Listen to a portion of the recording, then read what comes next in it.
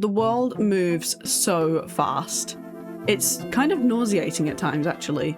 How did we go from slow-loading websites and link cables to having pretty much everything accessible to us at the tap of a button in like a matter of 16 years? It's kind of scary. It's no surprise that lately, many people have begun to look backwards instead of forwards. You yearn for a simpler time, and a part of you craves just a few hours offline in an entirely different world. There's one thing you might have seen lately that's speeding ahead of all other options, and that is the 3DS. Hello, little stylus. Hello, Mario. Even if you didn't have one, you knew someone with a DS and maybe even played on it once or twice. And even if you weren't a gamer in the late 2000s, the pull of the DS was almost magnetic. I bought a 2DS XL about 2 years ago, and it was one of the best purchases I ever made. Genuinely, I use it so much, it's great. However, despite modding it and filling it with all my favourite games, something felt a little bit off. This was not the experience I had as a child.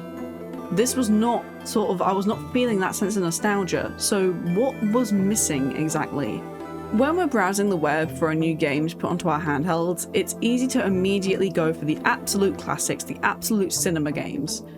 They're safe options that we know well, and we know we're going to enjoy them time and time again. Pokemon, Mario Kart, Animal Crossing, even Nintendogs if that tickles your fancy. However, if we just focused on all the big hitters in our childhoods, there'd be these little pockets and holes where things don't quite feel complete.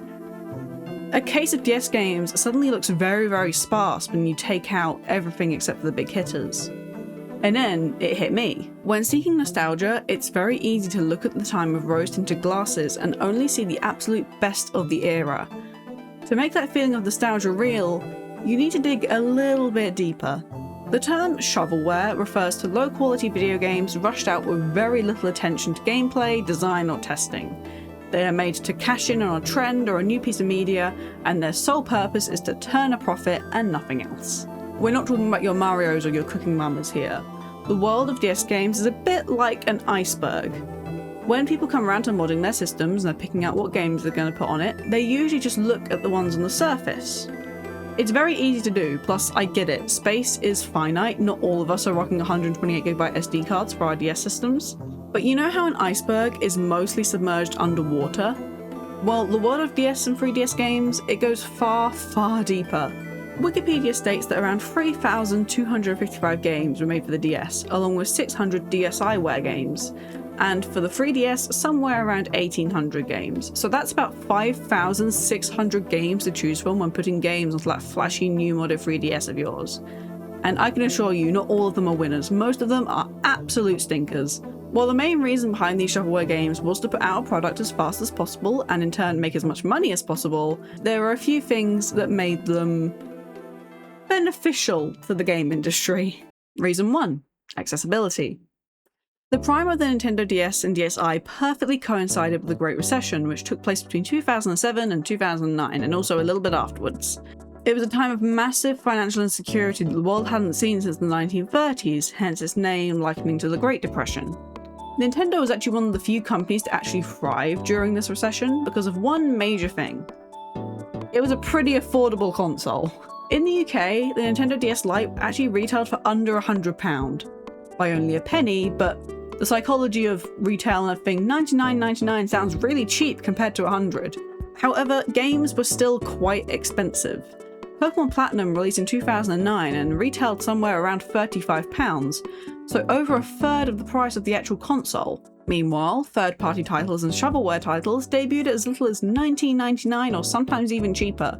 The price difference may not seem major, but for many it was a choice between one game or two. I grew up on a low income with a single parent and received a DS Lite with Pokemon Diamond for my 4th ever Christmas. Outside of Nintendogs, this was the only first-party title I ever officially owned for the Nintendo DS until Pokemon Black and White came out in 2009, so 3 years later. If I wanted a new game, it had to be one of the cheaper ones, or it had to come from a boot sale or a charity shop. However, I wouldn't say that my gaming experience as a child was quote-unquote cheapened as a result of this. Kids can be really expensive! And these shovelware titles allow parents to build up a collection of games for their kids without having to save up longer for first-party titles. I can hear people saying now, well, why didn't they just use an R4 card instead? I had an R4 card! And to quickly pause, this isn't in my script, but I feel like I should add some context. For anyone who doesn't know, an R4 card is a little DS cartridge that you can put an SD card into and load it up with ROMs, like games that you get from Sailing the Seven Seas. And it would run like any other sort of game on the DS. It was great. But the thing with an R4 card is you need a tech-savvy sibling, parent, or in my case, school kitchen co-worker's boyfriend that knew how to use and upload stuff to an R4 card. Plus, people were a bit more scared about Sailing the Seven Seas back then, so getting an R4 card as a kid was like winning the lottery, or winning Star of the Week at school. We now have the privilege, thanks to a vast community of modders, to download most of the DS library whenever we want, entirely free of charge, as long as you own the game already, of course. But speaking of modding and downloads, reason 2, media preservation. Did you know that some DS games act as a weird form of media preservation for other games, TV shows and movies that no longer exist? Take Moshi Monsters, for example. A huge online virtual world died as a result of the Flash shutdown and general other lack of player concerns. While rewritten servers exist for it, and Mind Candy has mentioned bringing back Moshi Monsters, if you want to play an official Moshi Monsters title today in the year of 2026, you absolutely can. It's not good at all, but it's there. There's a bit of a better angle. So this is Moshi Monsters Moshling Zoo, which is one of the many shovelware games I've been mentioning in this video. Started it, you can see I've started collecting my Moshlings. If you want to play Moshi Monsters in 2026, I mean, this is how you do it. You basically just go around picking up all these little items and things, and like these rocks and these eggs.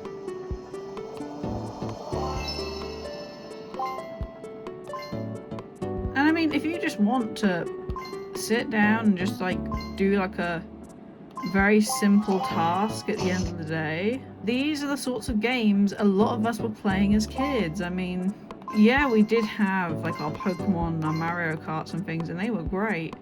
However, these were the games that your grandma or your aunt or your uncle got you for Christmas, hoping that it was the right thing. There's something very endearing about that. Some cotton candy.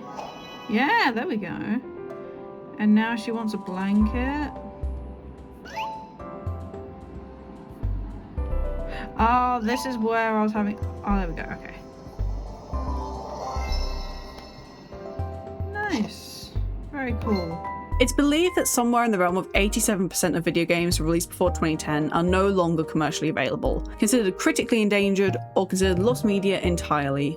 And these cheap, quote-unquote undesirable games are most at risk of falling into obscurity. While the action of downloading the Penguins of Madagascar for the DS may seem small, you actually end up being another person preserving the memory and legacy of that game. And that goes for any game or piece of media, really, but I thought Penguins of Madagascar was a funny example.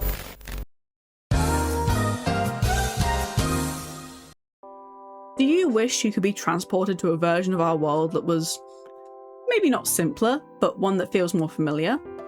As our worlds begin to move at the speed of light thanks to social media and the rise of apparently optimizing quite literally everything about our lives, it can be appealing to go back to a slower time. That's why handheld consoles like the DS are so comforting.